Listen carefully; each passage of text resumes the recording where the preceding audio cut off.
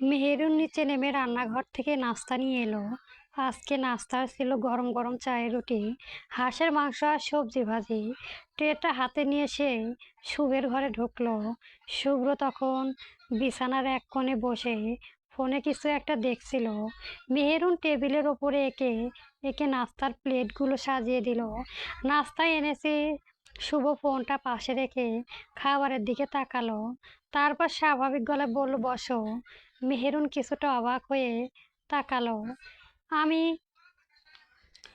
শুভ্র ভ্রু কুঁচকে তার দিকে তাকিয়ে বলল, তুমি ব্যতীত কি আশেপাশে কেউ আছে? মেহেরুনের সঙ্গে সঙ্গে চারপাশে একবার তাকিয়ে নিল। ঘরে সত্যি আর কেউ নেই। সে আস্তে করে বলল, না, বাদর একটা। চুপচাপ বসো, আমার সঙ্গে নাস্তা করো।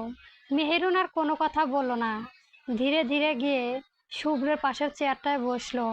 শুভ্র নিজের প্লেটে একটি চালের রুটি নিল, সঙ্গে হাঁসের মাংস আর অল্প করে সবজি ভাজি নিল। মেহেরুনও নিজের জন্য খাবার নিল। কিছুক্ষণ দুজনেই নীরবে খেতে লাগলো। খাবারের মাঝখানে শুভ্র মেহেরুনের প্লেটের দিকে তাকিয়ে বলল, ঠিক মতো খাও, এমনিতেও পাঠকাঠি একটা ফুল দিতেও যাবে উড়ে। মেহেরুন বিলম্বতায় হয়ে মাথা নিচু করে খেতে লাগলো। এই লোকটা এমন কেন? দুটো মিষ্টি করে কথা বললে কি হয়, জিভ কি খসে পড়ে যাবে? রাম ছাগল কোথাকার। নাস্তা প্রায় শেষের দিকে। শুভ্র বলল, নাস্তা শেষ করে একটু রেস্ট নেবে, তারপর কলেজে যাবে। জি। শুভ্র এবার কণ্ঠটা একটু কঠোর করলো। আর খবরদার কলেজে গিয়ে কোনো ছেলের সঙ্গে অযথা কথা বলবে না। মেহেরুন মুখ তুলে তাকালো। শুভ্র স্থির দৃষ্টিতে তার দিকেই তাকিয়ে বলল, যতটুকু প্রয়োজন ততটুকুই কথা বলবে। পড়াশোনা করতে কলেজে যাচ্ছ আড্ডা দিতে নয়, মনে থাকবে? মেহেরুন সঙ্গে সঙ্গে মাথা নেড়ে বলল, জি, মনে থাকবে। শুভ্র আর কিছু বলল না, আবার নিজের নাস্তার মন দিল। নাস্তার শেষটুকু খাবারের সময় মেহেরুন বেশ কিছুক্ষণ চুপচাপ বসে রইল। মনে হচ্ছিল মনের ভেতরে জমে থাকা একটা প্রশ্ন বারবার ঠোঁটের কাছে এসে আবার ফিরে যাচ্ছে। শেষ পর্যন্ত নিজেকে আর আটকে রাখতে পারল না সে। ধীরে ধীরে মুখ তুলে শুভ্রের দিকেই তাকালো। তারপর বলল, একটা কথা জিজ্ঞেস করব? শুভ্র খাবার থেকে চোখ না তুলে বলল, করো। মেহেরুন দ্বিধা থেকে বলল, আমি কি শুধুই আপনার দায়িত্ব আর কর্তব্য মাহবুব সাহেব? কখনো কখনো মনে হয় আপনি আমার ভীষণ আপন, আবার পরক্ষণই মনে হয় না, আপনি তো আমার পর। এমনটা কেন হয় বলুন তো? শুভ্রের হাত থেকে থেমে গেল। মেহেরুন চোখ নামিয়ে নিল। টেবিলের ওপর কয়েক মুহূর্তের জন্য নেমে এলো নিস্তব্ধতা। শুভ্র ধীরে ধীরে মুখ তুলল। তার চোখের আগে সেই কঠোরতা নেই, তবে কিছু একটা আছে যা বোঝার সাধ্য নেই কারো। শুভ্রের ঠোঁটের কোণে সামান্য হাসি ফুটিয়ে বলা, আমি হচ্ছে সমুদ্রের বিশাল এক স্রোত মেহেরুন। আমাকে নিয়ে বেশি ভাবতে গেলে তুমি সেই স্রোতে ডুবে যাবে, আর সমুদ্রের স্রোতে একবার ডুবে গেলে পথটা আর খুঁজে পাবে না। তাই তার থেকে ভালো লেখাপড়ায় মন দাও, নিজের ভবিষ্যৎ তৈরি করো। আমার ব্যাপারে যত প্রশ্ন তোমার মনে আসছে, সব প্রশ্নের উত্তর এখনই খুঁজতে যেও না। মেহেরুন ভ্রু কুঁচকে নীরবে শুনছিল। তারপর মেহেরুন জিজ্ঞেস করলো, তাহলে উত্তরগুলো কখন পাবো? সময় হলে। আর যদি সময়টা অনেক দেরি করে আসে? সময় নিজের সময়েই আসে মেহেরুন, তাকে তাড়াহুড়া করে কাছে টানা যায় না। সময় হলে তোমার প্রাপ্যটা তুমি নিজেই বুঝে নেবে।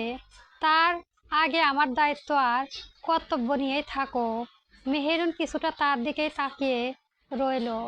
মেহেরুনের বুকের ভেতরটা কেমন যেন করে উঠল। সে আস্তে করে বলল, আপনি সব কিছুই এত কঠিন করে বলেন কেন? শুভ্র থেমে একবার তার দিকেই তাকালো, কারণ সহজ কথাগুলো সবাই বুঝতে পারে না, কঠিন কথাগুলো নয়। তাই কথাটা বলে শুভ্র ঘড়ির দিকে তাকালো। এখন যাওয়া, একটু বিশ্রাম নাও, তোমার কলেজের সময় হয়ে যাবে। মেহেরুন আর কিছু বলল না। শুধু মনে মনে ভাবলো মানুষটা কাছে কি সত্যি সে শুধুই দায়িত্ব, নাকি সেই দায়িত্বের আড়ালে এমন কোনো সম্পর্ক লুকিয়ে আছে যার নাম শুভ্র নিজেও এখনো উচ্চারণ করতে চায় না। মেহেরুন প্লেটগুলো হাতে তুলে নিল, কিছু বলল না, শুধু একবার শুভ্রর দিকে তাকিয়ে ধীরে ধীরে বন্ধ হওয়া শব্দ মিলিয়ে যেতেই শুভ্র কিছু স্থির হয়ে দাঁড়িয়ে রইল। তারপর ধীরে পায়ে বেলকুনিতে গিয়ে দাঁড়ালো, পকেট থেকে সিগারেট বের করে ধরালো, ধোঁয়ায় সারু রেখা বাতাসে মিলিয়ে যেতে লাগলো। তার দৃষ্টি নীল আকাশে, মেহেরুন নামক এক নীলকণ্ঠ শুভ্র নিজেই অজান্তে পান করে ফেলেছে। বিষের তীব্রতা সে টের পাচ্ছে, অথচ সেই বিষ থেকে নিজেকে আর মুক্ত করতে পারেনি, বরং প্রতিবার মেহেরুনকে দূরে ঠেলে দেওয়ার চেষ্টা করতে গিয়ে আরো একটু করে তার মায়ায় জড়িয়ে পড়েছে। আর এই মায়াই বোধহয় তার জন্য কাল হয়েছে। বেশ তো ছিল সে বেপরোয়া, কিন্তু ভাগ্য জড়িয়ে দিল এই কোমলমতি মেয়েটার সাথে। শুভ্র চোখ বন্ধ। মেহেরুন জানেও না শুভ্রের এই কঠোরতার আড়ালে কতটা ভয় লুকিয়ে আছে। আর সেই ভয়টা মেহেরুনের হারানো নয় শুধু, তবে কলেজ যাওয়ার আগে মাহিদের গার্ডদের সব কিছু বুঝিয়ে দিয়েছে। সকাল তখন প্রায় 10:30। কলেজ ক্যাম্পাসে শিক্ষার্থীদের আনাগোনা বেড়ে গেছে। কোথাও ক্লাস যাওয়ার তারা, কোথাও আবাসা গাছের ছায়া বসে আছে বন্ধুদের সঙ্গে, গল্পে মেতে আছে সবাই। সকলে মিষ্টি রোদটা ধীরে ধীরে তীব্র হয়ে উঠেছে। ক্যাম্পাসের একপাশে বড় একটি কৃষ্ণচূড়া গাছের নিচে পাশাপাশি বসে আছে মাহি আর মেহেরও। দুজনে পরনে কালো বোরকা, মাথায় হিজাব, মুখে নিকাব, শুধু চোখ দুটো দেখা যাচ্ছে। মেহেরুন বারবার নিজের নিকাবটা ঠিক করে নিচ্ছিল। নতুন পোশাকের সঙ্গে এখনো পুরোপুরি মানিয়ে নিতে পারেনি সে। আশপাশ দিয়ে যাওয়ার কয়েকজন ছাত্রী কৌতূহল চোখে তাদের দিকে তাকিয়ে যাচ্ছিল। মাহি মেহেরুনের দিকে তাকিয়ে মুচকি হেসে বলল, ভাবি, আজ তোমাকে একদম অন্যরকম লাগছে। মেহেরুন চোখ সারু করে তাকালো, কেমন? বেশ সুন্দর, শুধু নিকাবের আড়ালে তোমার ডাগর ডাগর আখি জোড়া দেখা যাচ্ছে। এইটাই তো উদ্দেশ্য। ভাইয়া যা বলেছে তুমি দেখছি হুবাহু মেনে চলেছ। উনি যা বলে তার পেছনে নিশ্চয় কোনো কারণ থাকে। মাহি ভ্রু উঁচু করলো, তাই নাকি? তাহলে কাল থেকে আমিও ভাইয়ার সব কথা মানব। দুজনে হেসে উঠল। ঠিক তখনই কলেজের ঘন্টা বেজে উঠল।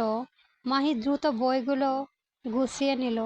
চলো ভাবি, ক্লাস শুরু হয়ে যাবে। মেহেরুনও বই ব্যাগ ঢুকিয়ে উঠে দাঁড়ালো। দুজন পাশাপাশি হাঁটতে হাঁটতে ভবনের দিকে এগিয়ে গেল। কিন্তু তারা জানতো না, এই সাধারণ সকলের মধ্যে তাদের চারপাশের অদৃশ্যভাবে নজর রাখছে কেউ একজন। দূরে করিডোরের শেষ প্রান্তে দাঁড়িয়ে থাকা এক অপরিচিত যুবক কিছুক্ষণ স্থির চোখে মেহেরুনের দিকে তাকিয়ে রইল। তারপর ফোনটা কানে তুলে নিচু স্বরে বলল, হ্যাঁ, মেয়েটাকে পেয়েছি। সকালটা নিজের মতো করে ব্যস্ততা কেটে যাচ্ছিল শুভ্র মাহমুদের। নিজের ব্যক্তিগত কাজ পর্যায়ে বড় জানালার পাশে বসে একের পর এক ফাইল দেখছিল সে। টেবিল জুড়ে ছড়িয়ে আছে এলাকার উন্নয়ন প্রকল্পর নথিপত্র, বিভিন্ন দপ্তরের রিপোর্ট আর কয়েকটি গুরুত্বপূর্ণ কাগজপত্র। মাঝে মাঝে কোনো একটি নথিতে চোখ আটকে গেল। শুভ ভ্রু কুঁচকে সেটির মনোযোগ দিয়ে পড়েছে। প্রয়োজনীয় জায়গাতে কলম দিয়ে দাগ টেনে দিচ্ছে। এমপি হিসেবে এলাকা মানুষের নানান সমস্যা, উন্নয়নের প্রকল্প আর রাজনৈতিক বিষয় সবকিছুর সঙ্গে তাকে প্রতিদিন তাল মিলিয়ে চলতে হয়। কাজের ব্যাপারে শুভ্র বরাবরই ভীষণ খুঁতখুঁতে। কোনো সিদ্ধান্ত নেওয়ার আগে প্রতিটি বিষয় নিজের চোখে যাচাই করে নেওয়াটা তার অভ্যাস। সামনেই দাঁড়িয়ে থাকা সহকারী বলল, স্যার, এই ফাইলগুলোতে আপনার সিগনেচার প্রয়োজন। শুভ্র ফাইলগুলো একবার দেখে বলল, এই দুটো রেখে যাও, বাকিগুলো আবার যাচাই করে নিয়ে এসো। জি স্যার। সহকারী ফাইলগুলো গুছিয়ে নেওয়ার সময়ই দরজায় হালকা টোকে পড়ল।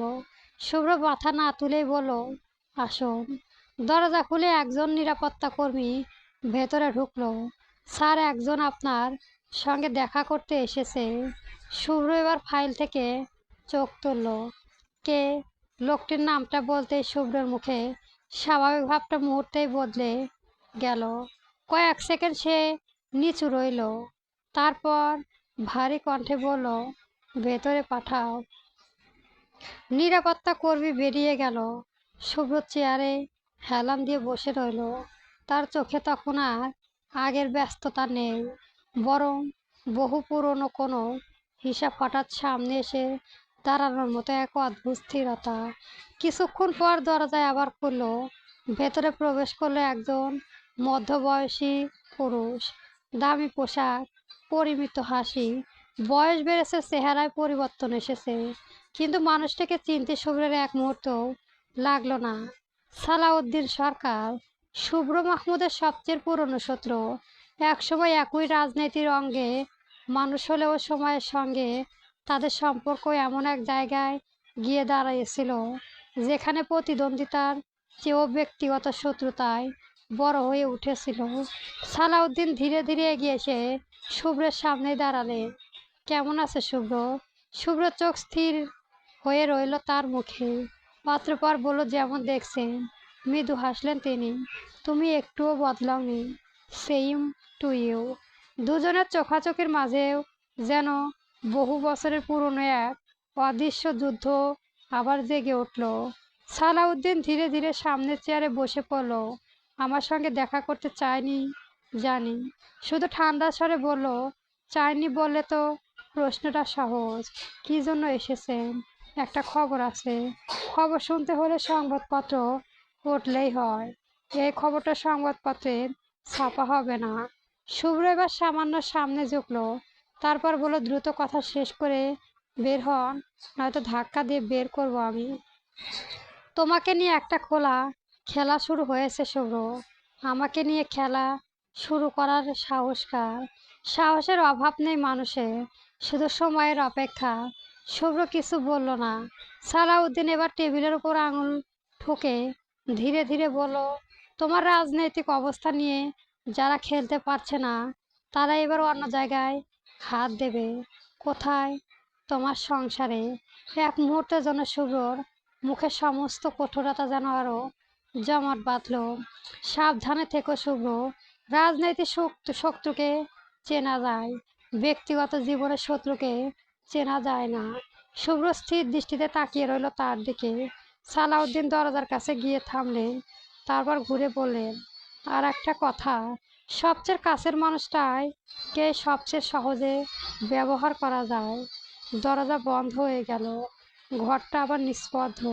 শুভ্র কিছুক্ষণ নড়ল না, তারপর ধীরে ধীরে চেয়ার ছেড়ে উঠে জানালার সামনে গিয়ে দাঁড়ালো। চোখের সামনে ভেসে উঠল মেহেরুনের মুখ। তারপর নিজেরই রিপ বিড় করে বলতে লাগলো, আমার জীবনে ঢোকার চেষ্টা করিস না। না সালাউদ্দিন, তাহলে লাশের পরিণত হবি। দুপুর 12টা বাজতে তখন আর মাত্র কয়েক মিনিট বাকি। কলেজ ক্যাম্পাসের স্বাভাবিক কোলাহলের মাঝে হঠাৎ করে মূল ফটকের সামনে এসে থামালো একটি কালো গাড়ি। গাড়ির পেছনে আরও একটি গাড়ি এসে থামাতেই আশেপাশে শিক্ষার্থীদের কৌতূহল দৃষ্টি সেদিকেই ঘুরে গেল। গাড়ির দরজা খুলে শুভ্র মাহমুদ নামতেই ফিসফিসানি শুরু হয়ে গেল চারপাশে। তিনটা মেয়ে তো একদম হা করে তাকিয়ে নিজেদের মধ্যে বলাবলি করছে, এমপি সাহেব এখানে কেন? কোনো অনুষ্ঠান আছে নাকি? কাউকে দেখতে এসেছে? শুভ্র কারো কথা কান দিল না। সঙ্গে থাকা নিরাপত্তারক্ষীদের নিয়ে দৃঢ় পায়ে কলেজের ভবনের দিকে এগিয়ে গেল। তার উপস্থিতি যেন পুরো ক্যাম্পাসের স্বাভাবিক পরিবেশটাকে কয়েক মুহূর্তের জন্য বদলে দিল। অথচ যার জন্য তার এই হঠাৎ আগমন, সে এসবের কিছুই জানে না। কলেজের ক্যান্টিনে এক কোণে পাশাপাশি বসে আছে মেহেরুন আর মাহি। দুজনের পরনেই বোরখা, মাথায় হিজাব আর মুখে নিকাব। খাবার সময় সুবিধার জন্য নিকাব দুজনে সরিয়ে রেখেছে। সামনে রাখা পিৎজার প্লেট থেকে দুজনেই নিজেদের মতো করে খাচ্ছে। তাদের সম্পর্কটা ননদ ভাবির চেয়েও যেন আপন দুই বোনের মতো। একসঙ্গে হাসাহাসি, গল্প করা, ছোটোখাটো দুষ্টমি, সব কিছুতে তাদের মধ্যে কোনো আনুষ্ঠানিকতা নেই।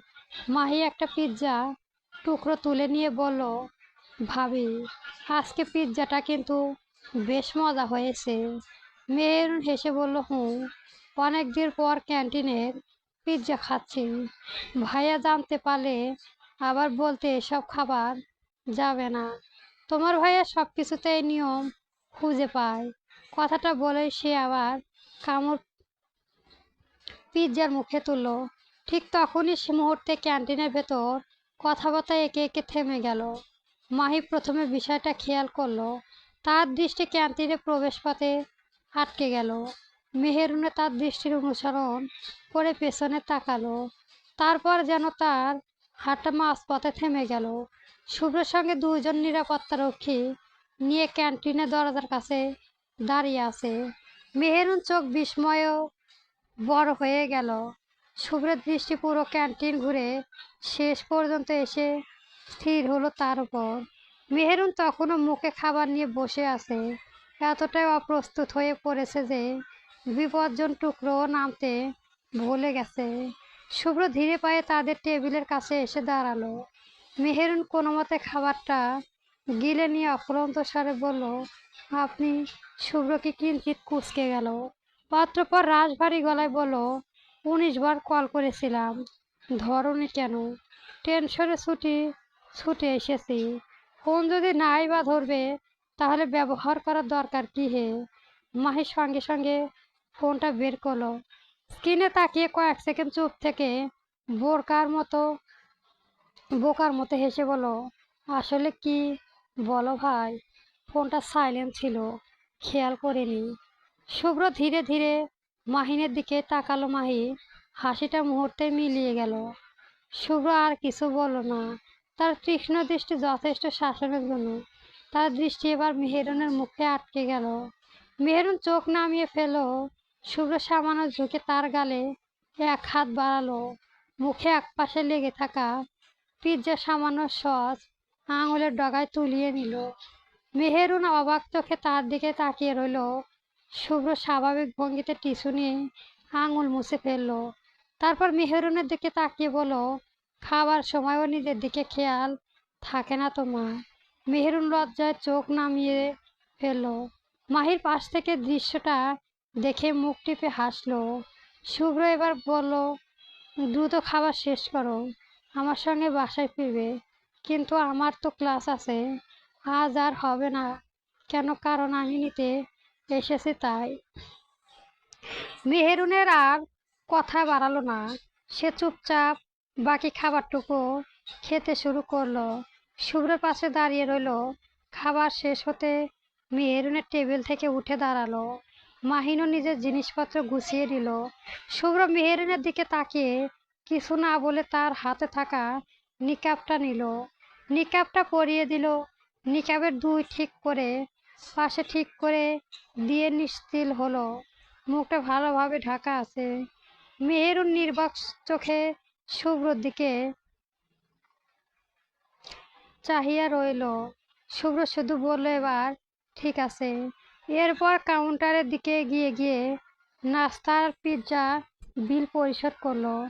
মাহি ব্যাগটা কাঁধে তুলে মেহেরুনের পাশে এসে দাঁড়ালো। ক্যান্টিন থেকে বেরিয়ে তিনজন কলেজের ভবনের সামনে এসে দাঁড়াতেই এগিয়ে এলো। শুভ্র প্রথমে মেহেরুনের দিকে তাকালো, তারপর মাহির দিকে। চলো। মেহেরুন আর কোনো কথা বলল না। মাহিরকে সঙ্গে নিয়ে শুভ্র পেছনের দিকে গাড়ি কয়েক মুহূর্তের মধ্যে দরজা বন্ধ করলো। কলেজের কোলাহল পৌঁছানো ফেরে গাড়িটি ধীরে ধীরে মূল ফটক পেরিয়ে রাস্তায় উঠে গেল। গাড়িটা তখন কলেজের এলাকা পেরিয়ে মূলত সড়কে উঠে এসেছে। দুপুরের ব্যস্ততা, রাস্তা জুড়ে যানবাহনের চাপ, চারপাশে। সামনে মানুষের সিটে বসে আছে এবং তাকিয়ে ছিল। পেছনের সিটে মেহেরুন আর মাহি পাশাপাশি বসে। হঠাৎ একটি ভারী ঢিল এসে সজরে গাড়ির পাশে কাছের আঘাত করলো।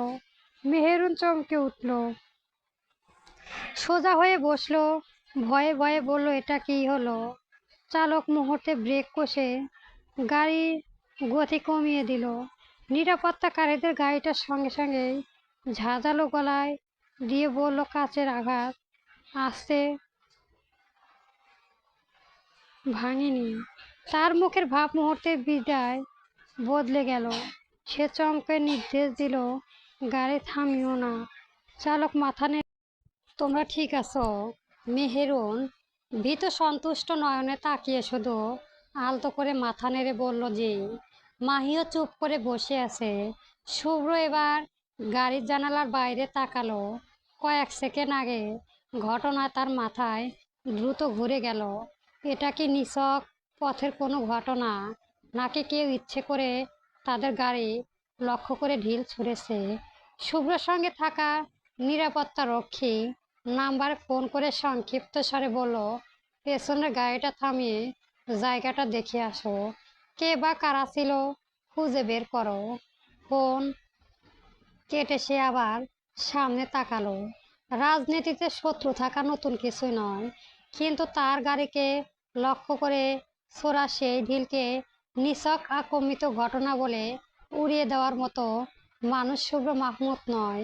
এটা যে কোনো কিছু আগাম সংকেত, তা সে কোনো ভালোভাবে ঠাহর করতে পারছে না। শুভ্র চল শক্ত হয়ে উঠল। এই রাজনীতির জন্যই তো সে একদিন তার প্রাণের চেয়েও প্রিয় ভাইটাকে হারিয়েছিল। সেই দিনের কথা মনে পড়লেই বুকের ভেতর জমে থাকা পুরনো ক্ষতটা আবার যেন টক টক করে ওঠে। ভাইকে হারানোর পর প্রতিশোধের আগুনে রাজনীতিতে পা রেখেছিল শুভ্র। ক্ষমতার লোভ নেই, নিজের অবস্থা শক্ত করার জন্য নয়। তার একটাই উদ্দেশ্য ছিল, যারা তার ভাইয়ের মৃত্যুর সঙ্গে জড়িত তাদের মুখোশ খুলে ফেলা। বছরের পর বছর ধরে সেই ধৈর্য ধরেছে, এগিয়েছে, প্রমাণ সংগ্রহ করেছে, মানুষের মুখোশ আড়ালে মুখ দেখেছে, নিজের চারপাশে শত্রু তৈরি করেছে। দুপুর গড়িয়ে তখন দুইটো। মাহমুদ বাড়ির ছাদে রোদে তেজ বেশ করা, মাথার ঠিক উপর সূর্য, চারপাশে পাকা ছাদ থেকে গম গমে তাপ উঠে আসছে। নিচতলায় দুপুরে খাবারের আয়োজন চলেছে। রান্নাঘর থেকে একের পর এক খাবারের ঘ্রাণ ভেসে আসছে। শুধু আসিফ মাহমুদ এখনো অফিস থেকে ফেরেনি। গোসল সেরে ভেজা চুল আর হাতে এক ঝুড়ি পরিষ্কার জামা কাপড় নিয়ে ছাদে উঠেছিল মেহেরুন। একে একে কাপড়গুলো রশিতে মেলে দিয়েছিল সে। গোসলের পর তার লম্বা ঘন কালো চুলগুলো তখনও পুরোপুরি শুকোয়নি। চুলের ডগা থেকে টুপটাপ করে পানি ঝরে পড়েছে। কোমর সুই সুই করা চুলগুলো পিঠ জুড়ে ছড়িয়ে আছে। রোদের আলোয় ভেজা চুলের কালো আভা আরো গাঢ় দেখছিল। স্নানের পরের মুখে কোনো ওষাধর নেই, তবুও মেহেরুনের মুখে এক ধরনের স্বাভাবিক কোমলতা ফুটে আছে। বড় বড় চোখ, শান্ত মুখশ্রী আর ভেজা চুলের কারণে তাকে দেখে মনে হচ্ছিল ব্যস্ত দুপুরে এই রোদ্দুরের মাঝেও কোথাও যেন এক টুকরো শীতলতা দাঁড়িয়ে আছে। পাশের ফ্ল্যাটের ছাদে দাঁড়িয়ে থাকা এক যুবকের দৃষ্টি বেশি কিছুক্ষণ ধরে মেহেরুনের দিকে। মেহেরুন অবশ্য সেই দিকে খেয়ালই করেনি, সে নিজের কাজে ব্যস্ত। ছাদের অন্য প্রান্তে দাঁড়িয়েছিল শুভ্র, হাতে থাকা জ্বালান্ত সিগারেট ধোঁয়ায় সারুরেখা বাতাসে মিলিয়ে যাচ্ছে। মেহেরুনের চোখ হঠাৎ শুভ্রর দিকে পড়তে তার ভ্রু কুঁচকে গেল।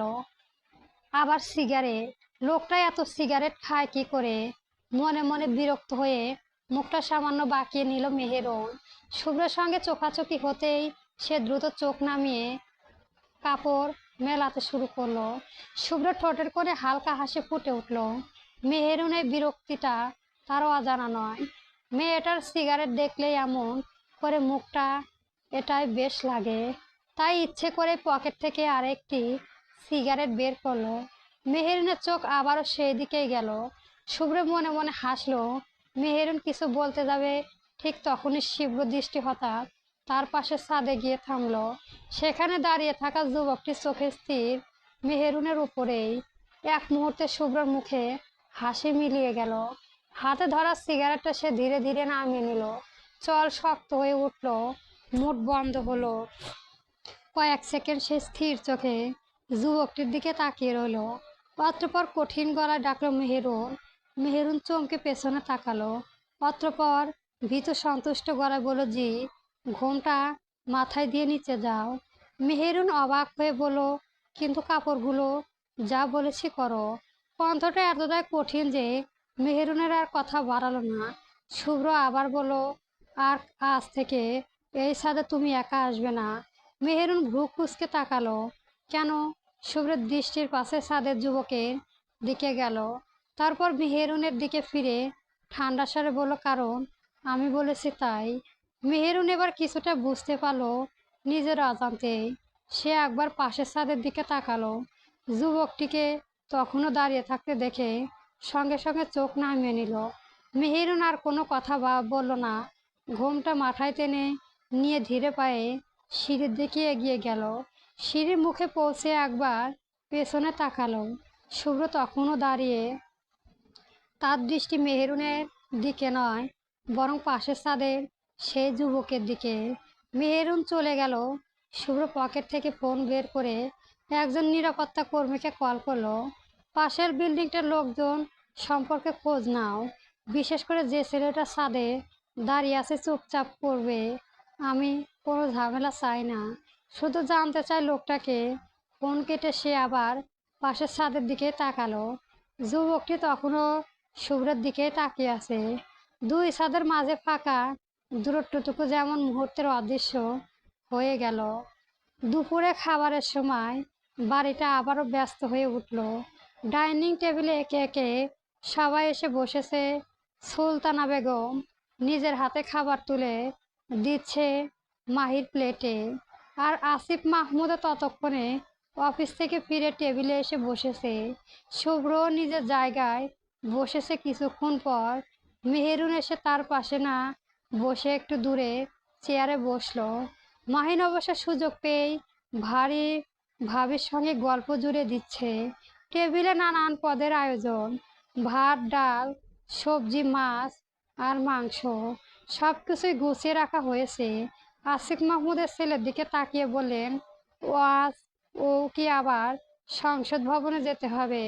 শুভ্র ভাবতে সঙ্গে সামান্য ডাল মিশিয়ে শান্ত গলায় বলল, জি আব্বু, একটা গুরুত্বপূর্ণ বৈঠক আছে। সুলতানা বেগমের সঙ্গে বললেন, সকাল থেকে ছুটছিল, একটু বিশ্রাম নে বাবা। সময় কোথায় আম্মু? কাজ জমে আছে অনেক। সত্যি তার কাজের যেন কোনো শেষ নেই। এমপি হওয়া তো আর চারটেখানি কথা নয়। এলাকা মানুষের অসংখ্য অভিযোগ, উন্নয়ন প্রকল্প, প্রশাসনিক বৈঠক, দলীয় কার্যক্রম, সব কিছুর সঙ্গে তাল মিলিয়ে চলতে হয় তাকে। তার উপর সাম্প্রতিক কয়েকটি ঘটনার পর রাজনৈতিক পরিস্থিতিও ক্রমেই জটিল হয়ে উঠেছে। এদিকে সাংবাদিক দায়িত্ব, অন্যদিকে নিজের এলাকা, মানুষের প্রত্যাশা, তার উপর সত্যগুলো যেন ডালপালার মতো ছড়িয়ে পড়েছে। আজকের গাড়িতে ঢিল ছোড়ার ঘটনাও শুভ্রের মাথা থেকে একেবারে বের হয়নি। সেই খাবার মুখে তুলেও চিন্তাটা বারবার ফিরে আসছে একই জায়গায়। কে ছিল? কেন করলো? আর এর পেছনে আসলে কার হাত? মেহেরুন চুপচাপ খেতে খেতে একবার শুভ্রের দিকে তাকালো। লোকটার মুখে স্বাভাবিক ভাব থাকলেও চোখে গভীরে যেন অস্থিরতা লুকিয়ে আছে। সেটা তার চোখ এড়ায় না। আসিফ মাহমুদ আবার বলে, শুভ্র, আজ সন্ধ্যার মধ্যে ফিরতে পারবি? চেষ্টা করব, তবে নিশ্চিন্তে বলতে পারছি না। মাহির সঙ্গে সঙ্গে বলে উঠল, ভাইয়া, তুমি আবার রাত করে ফিরবে না তো? শুভ্র হালকা হেসে বলল, কাজ শেষ হলেই ফিরব। সুলতানা বেগম দীর্ঘশ্বাস ফেলেন। অতঃপর বলেন, এই ছেলেটা সংসার করার পরও নিজের শরীরের দিকে তাকায় না। কথাটা শুনে মেহেরুনের অপ্রস্তুত হয়ে মাথা নিচু করল। শুভ্র একবার তার দিকে তাকালো, তবে কিছু বলল না। শুধু পানির গ্লাসটা হাতে তুলে ধীরে ধীরে এক চুমুক খেলো। বাইরে তখন দুপুরের রোদ আরো তীব্র হয়ে উঠেছে। আর সেই রোদের আড়ালে শহরে কোথাও যেন শুভ্র মাহমুদের বিরুদ্ধে আরেকটি চাল ধীরে সাজানো হচ্ছে। খাওয়া শেষ হওয়ার পর সবাই যখন যার যার কাজে ব্যস্ত হয়ে পড়ল, মেহেরুন ধীরে সিঁড়ি বেয়ে উপরে উঠল। শুভ্রর বিবেকে বিকেলের পোশাক বের করে দেওয়ার কথা মনে ছিল তার। শুভ্র ঘরের দরজা ঠেলে ভেতরে ঢুকতে দেখলো শুভ্র জানালার পাশে দাঁড়িয়ে ফোনে কারোর সঙ্গে কথা বলছে। মেহেরুনকে ঢুকতে দেখে সে ফোনটা কেটে দিল। মেহেরুন কোনো কথা না বলে সোজা আলমারির সামনে গিয়ে দাঁড়ালো। আঁচল থেকে চাবিটা বের করতেই শুভ্র বলল, আলমারির ড্রয়ারের ভেতর থেকে কিছু টাকা বের করে আমার ওয়ালেটে রেখে দিও। জি। মেহেরুন ড্রয়ার খুলে টাকাগুলো বের করে গুছিয়ে শুভ্রের ওয়ালেটে রেখে দিল। এরপর আলমারি থেকে পায়জামা আর পাঞ্জাবি বের করার জন্য হাত বাড়াইতে শুভ্র আবার বলল, আর শোনো। মেহেরুন ফিরে তাকালো। শুভ্র আলমারি একেবারে শেষ প্রান্তের দিকে ইশারা করে বলল, ওখানে একটা প্যাকেট রাখা আছে, সেটা তোমার জন্য। মেহেরুন কিছু একটা অবাক হয়ে তাকালো, অতঃপর বলল, আমার জন্য? হুঁ, নিয়ে যাও। মেহেরুন প্যাকেটটা বের করে বিছানার উপর রাখলো। খুলতেই ভেতর থেকে সুন্দর একটা শাড়ি আর কয়েকটি প্রসাধনী সামগ্রী বেরিয়ে এলো। মেহেরিন বড় বড় চোখ করে জিনিসগুলোর দিকে তাকিয়ে রইল। শুভ্র তার মুখের দিকে তাকিয়ে মৃদু স্বরে বলল, কতদিন ধরে সাজো না তুমি? আজ একটু সাজবে। সবসময় এমন সাদামাটা জামা কাপড় পরে থাকো কেন? মেহেরুন নিচু গলায় বলল, এগুলোতে তো আমার ভালো লাগে। ভালো লাগলেই সবসময় এরকম থাকতে হবে? মেহেরুন চুপ করেই রইল। শুভ্র কিছুক্ষণ তার দিকে তাকিয়ে থেকেই বলল, তোমার বয়স কত? মানে মনে আছে? মেহেরুন অবাক হয়ে তাকালো। 17। মাত্র 17?